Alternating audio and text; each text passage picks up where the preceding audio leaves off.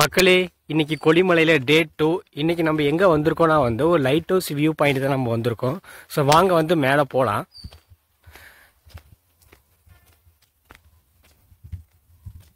இங்க வெளியே ஒரு டோர் மாதிரி கட்டியிருக்காங்க. இதுதாங்க படிக்கட்டு. வாங்க மேலே போய் பார்க்கலாம் வியூ பாயிண்ட் எப்படி இருக்குன்னு. ஃபுல்லா வியூ பாயிண்ட் ஃபுல்லா வளைஞ்சுதாங்க படிக்கட்டை கட்டியிருக்காங்க.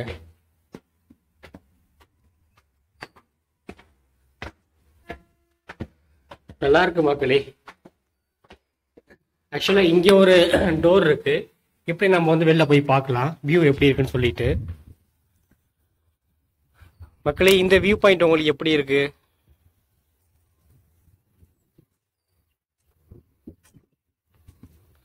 நல்லா இருக்கு மக்களே. ஆனா இன்னும் ஃபுல்லா ஃபாகா தான் இருக்கு.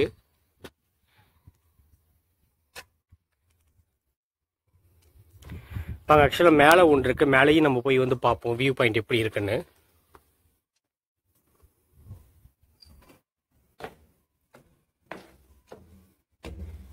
கொஞ்சம் அந்த அளவுக்கு டர்ட்டியா தாங்க இருக்கு. அந்த அளவுக்கு யாரும் இதை பராமரிக்கிறது இல்லை. சும்மா பாட்டில் பேப்பர்ஸ் இந்த மாதிரி அதிகமா கிடக்கு.